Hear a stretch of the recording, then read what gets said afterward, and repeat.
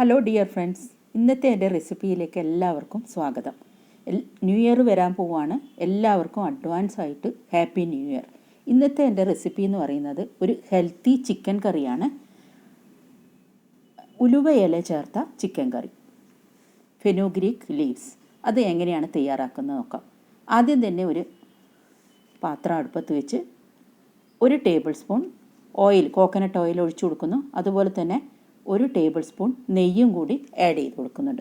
രണ്ടും മിക്സ് ചെയ്തിട്ടാണ് ആഡ് ചെയ്യുന്നത്. അതിനുശേഷം 1 ടീസ്പൂൺ ജീരകം ചേർത്ത് കൊടുക്കുന്നു. ഒരു വഴന ഇലയും ഇതിൻ്റെ കൂടെ ചേർത്ത് കൊടുക്കുന്നുണ്ട്. ഒരു വഴന ഇല ബേ ലീഫ് കട്ട് ചെയ്തിട്ട് ചേർത്ത് കൊടുത്തു. 2 മീഡിയം സൈസ് സവാള, ഉള്ളി ചെറുതായി അരിഞ്ഞെടുത്തതും കൂടി ആഡ് ചെയ്ത് കൊടുത്തിട്ടുണ്ട്. ഇതൊന്ന് സോഫ്റ്റ് ആവാൻ നമുക്ക് ഇളക്കിക്കൊണ്ടിരിക്കാം.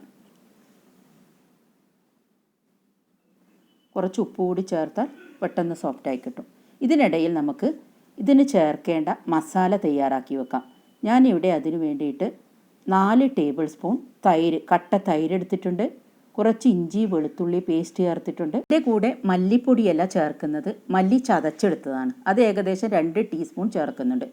1 ടീസ്പൂൺ മഞ്ഞൾപ്പൊടി, 2 ടീസ്പൂൺ കാശ്മീരി മുളക് പൊടി, അതുപോലെ 1 ടീസ്പൂൺ ഗരം മസാലപ്പൊടി. ഇത്രയുമാണ് ഇതിന് വേണ്ടുന്ന മസാലകൾ.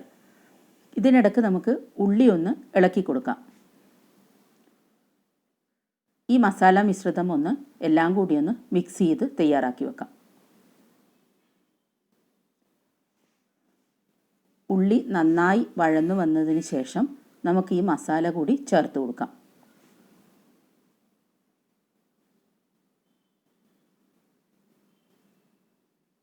എല്ലാം കൂടി ഒന്ന് ഇളക്കി മിക്സ് ചെയ്ത് കൊടുക്കാം.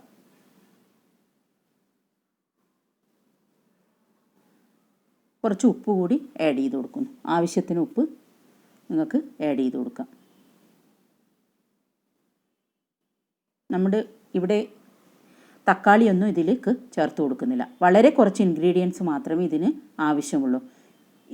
ഞാനിവിടെ 1/2 കിലോ ചിക്കൻ നേരത്തെ തന്നെ ഉപ്പും മുളക് പൊടിയും മഞ്ഞൾപ്പൊടിയും ചേർത്ത്, കുറച്ച് മുളക് പൊടിയും മഞ്ഞൾപ്പൊടിയും ചേർത്ത് തയ്യാറാക്കി വെച്ചിട്ടുണ്ട്. അതും കൂടി ഇതിലേക്ക് ആഡ് ചെയ്ത് കൊടുക്കുന്നു. അരിഞ്ഞു വെച്ചിരിക്കുന്ന ഉലുവ ഇല കൂടി, ഫെനുഗ്രീക്ക് ലീവ്സ് കൂടി ഇതിലേക്ക് ആഡ് ചെയ്ത് കൊടുക്കുന്നു. ഇത് ഏകദേശം നല്ല 1 കപ്പോളം വരുന്നുണ്ട് ഉലുവ ഇല.